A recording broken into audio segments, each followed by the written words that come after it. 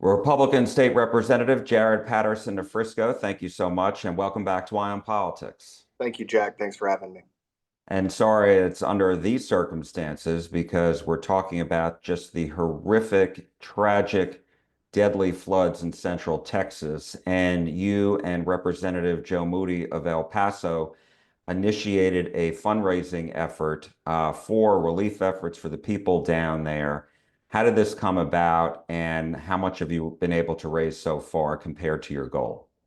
Well, look, Jack, I mean, I think we're all devastated by the news of this incredible tragedy in Central Texas. The Texas Hill Country is a phenomenal area of Texas where generations of families have gone to spend time in the outdoors, and certainly with these camps, these faith-based camps, these all-girl camps for generations. And so, just an incredible tragedy here, and as House members, we all talk to each other, regularly, either through text threads or, just kind of one-on-one and phone calls. And I think we were all just sharing just, how awful this is. For me personally, I'm a father of three kids, and including a daughter who's, 10 years old, right in the age range of these little girls that have passed. And so it was one of those things where prayers are the most important thing that we can do, lifting these families up, lifting up these first responders, lifting this community up. But next to that, the action that comes next, which is, us not being able to be there physically, thought that, we could fundraise and raise funds to help this community, help these families, help these first responders who are there doing the work. And your goal is 150,000. That's right. And what's the response been from your fellow lawmakers, et cetera? And can anybody in the public make this donation? Yeah, I mean, anyone in the public absolutely would be. It would be awesome to help. I've heard specifically from about half of the Republican caucus already, including Speaker Burrows, who has contributed to this effort. A lot of people are out of town or out of state or even out of the country right now on family vacations over the weekend, and so I fully expect to hear from more folks today. But we've had roughly half of the 88 Republicans in the House. Speaker Moody is in charge of the Democrats. I've seen a lot of traffic on social media from them to give towards this effort. And Jack, the entire Texas legislative community has kind of come together. I've heard from members of the State Board of Education. I've heard from members of other state boards like the Texas Medical Board. I've heard from lobbyists. I've heard from staffers, including a former chief of staff for Governor Abbott, who reached out and is appreciative of these efforts, and he and his family have given. And so this is something that is growing and building, and it's something that is important that Texans and all those across the nation realize that Central Texas needs your help. We even had one member anonymously, a House member anonymously, contribute on behalf of Representative Wes Riddell, who rightfully is doing everything he can. He's right there in the eye of the storm, and so didn't want to bother him with this request, and so we've had a member step up anonymously to give in Representative Verdell's behalf. And so this is a big effort, Jack, and we're just proud to be able to offer anything we can to help this situation. During a briefing on Sunday, Governor Abbott said that this issue will be addressed. The response to the storm will be addressed at the upcoming legislative session starting on July 21st. What are you expecting? At the very least, I would imagine hearings on this, both in the House and the Senate. Yeah, absolutely. We had a bill that passed the Texas House last session about emergency preparedness, and unfortunately didn't make it all the way through the process. We continually, work on these issues session after session. Winter Storm Uri happened during a legislative session. There was a big response. We had the wildfire responses this session to things that happened over the past interim.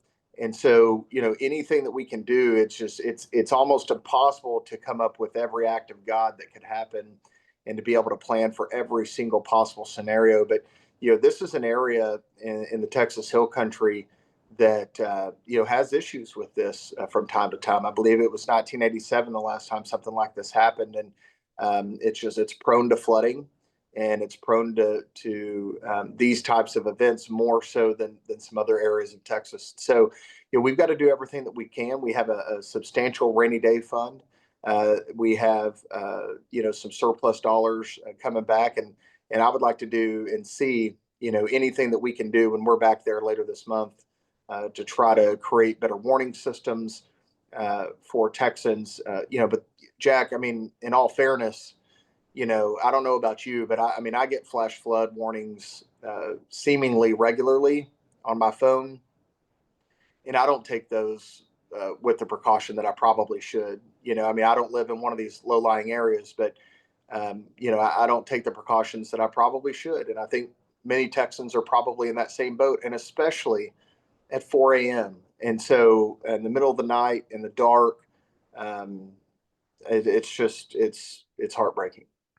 There has certainly been a lot of questions raised about, did the cuts at the National Weather Service by the Trump administration create an issue where the National Weather Service didn't do its job? But you can look at all of the documentation that's out there. Clearly, the National Weather Service did do its job. They did send the alerts out to try to give warning. And it was the Kerr County judge who said they just didn't see this scenario happening. No one saw this coming, I believe was his direct quote. And there have been discussions in that county beforehand about whether they have an outdoor warning system with sirens, et cetera, that's not mandated by the state, not mandated by the federal government. But money has reportedly been an issue there. And so, to your point before, with the state that has so much money, whether it's in the rainy day fund, whether it's a surplus, is this something where the state needs to look at the needs of all these communities along all these rivers and fund these projects, these outdoor weather sirens, et cetera? Well, Jack, I'm one of 150 of one half of the legislature, which is one third of the state government.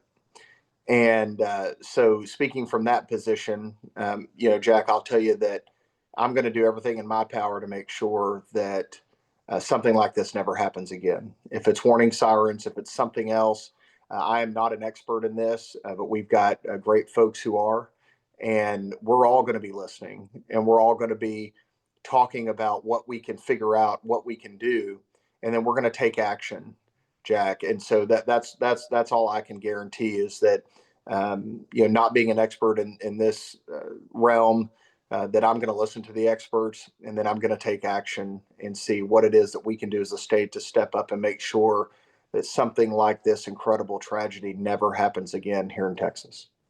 And just a couple more questions. I know that the Texas Division of Emergency Management was on the ground even before this all happened. That's right. And so I'm wondering, is there a question to be made? What do they do once these warnings come out?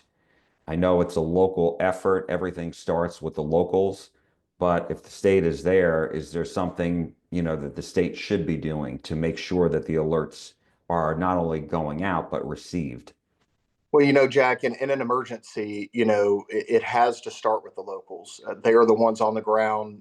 They're the ones that know the area. And they're the ones that, at times have to declare things in writing before the state or the federal government can even step in, to begin with. And so, we have to place our trust in those that are locally elected in these situations.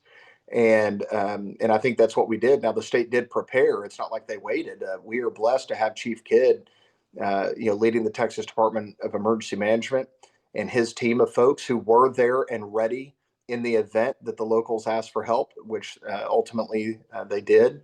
And so, the state was there to provide those resources. Jack, I want to tell you something that not a lot of people are talking about. Rightfully, people are talking about these families who have seemingly lost everything. And I don't mean, physical possessions, but losing a child, I can't even imagine. And so, one of the things that people aren't talking about, though, is, are these first responders.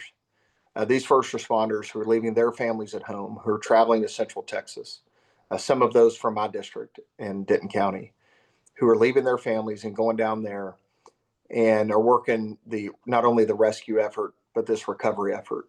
And those first responders are going to need our help after this tragedy too. Not enough is said and thought about and talked about the mental and emotional strain that an event like this takes on our first responders. And so, Jack, we need to be lifting them up in prayer as well. We need to be thinking about them as well. Certainly, the families, absolutely. The business owners that lost everything, certainly. But these first responders, we can't forget about them either. After this tragedy is a little bit more behind us, those first responders, like these families, are going to carry this forever. And so we just want to lift them up in our prayers and do everything that we can to support them as well. State Representative Jared Patterson of Frisco, thank you so much. We really appreciate it. Thank you, Jack.